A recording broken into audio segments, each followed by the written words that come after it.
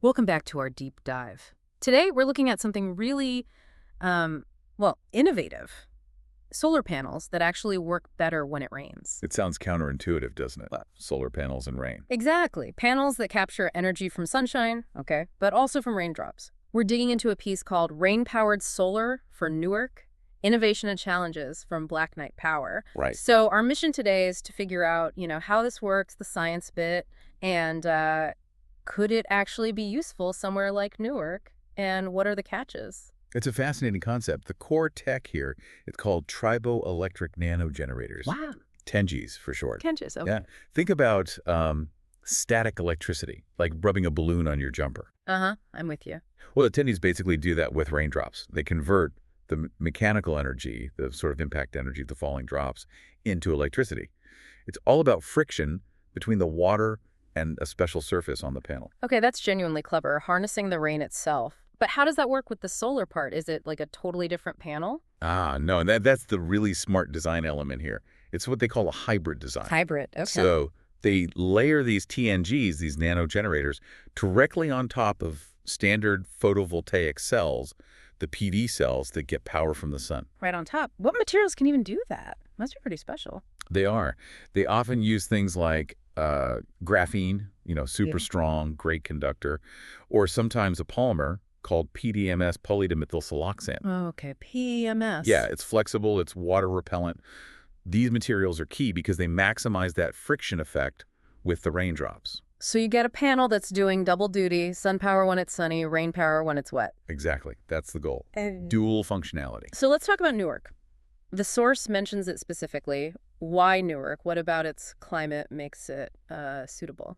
Well, Newark's interesting. It gets a fair amount of sun, around 206 days a year, which is good for regular solar, Okay. but it also gets quite a bit of rain. Yeah. And you can't forget the coastal weather, sometimes hurricanes or major storms. Right, New Jersey coast. Precisely.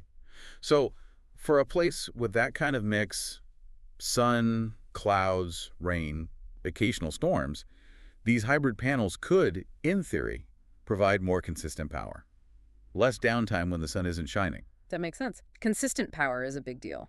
But you mentioned storms. That sounds like a major challenge, doesn't it? Especially with rising sea levels and potentially stronger hurricanes on the coast. Oh, absolutely. That's a huge consideration. You're talking about equipment potentially facing high winds, maybe even storm surges, depending on the location within or near Newark. So durability is key. Crucial. The mounting systems need to be incredibly robust, and the panels themselves need to be built tough to withstand that kind of punishment. That's definitely a hurdle. And hurdles usually mean cost. What are we looking at investment-wise? How do these compare to, standard solar panels? Yeah, cost is definitely higher, at least initially. The estimates suggest maybe 20 to 30% more than traditional solar. 20 to 30%. Right. So if you think about, say, an 11 kilowatt system for a house, after tax credits, traditional solar might be around $20,500. These would be significantly more. Which means it takes longer to get your money back, presumably?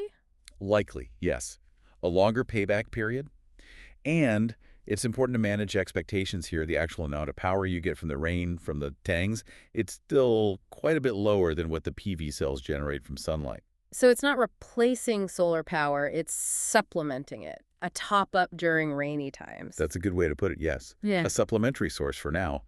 But, the technology is improving rapidly. Efficiency gains are expected. Okay, so higher cost, lower rain output for now. But there are clear advantages, right? You mentioned the consistency. Definitely. The dual harvesting means better reliability overall. It's great for places with variable weather.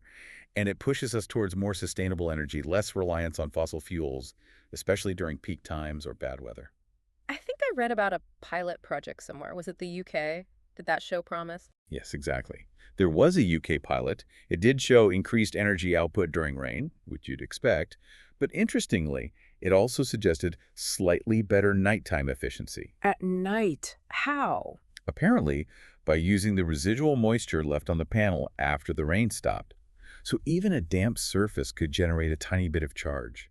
A small bonus, but still quite interesting. Okay, so let's bring this back to the listener. What's the so what here? Why should someone care about rain-powered solar?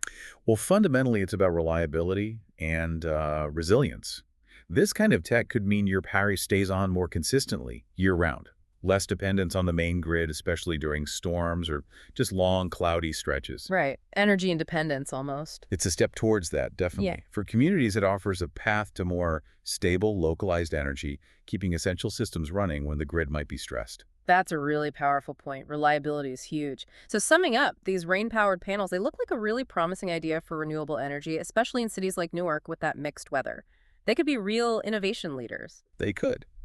Despite the hurdles, the higher costs right now, and the questions around long-term durability in harsh weather. It definitely positions places exploring this as forward-thinking. Absolutely. And it makes you think, doesn't it? Yeah. It raises a bigger question, really. Come on. If we can figure out how to get usable energy from falling rain, what other natural forces are we overlooking? What else out there could hold keys to future power solutions? And what does this kind of innovation mean for cities all over the world facing their own unique climate challenges? That is a fascinating thought to end on. What else is right under our noses? Thank you for joining us on this deep dive today. Lots to think about there.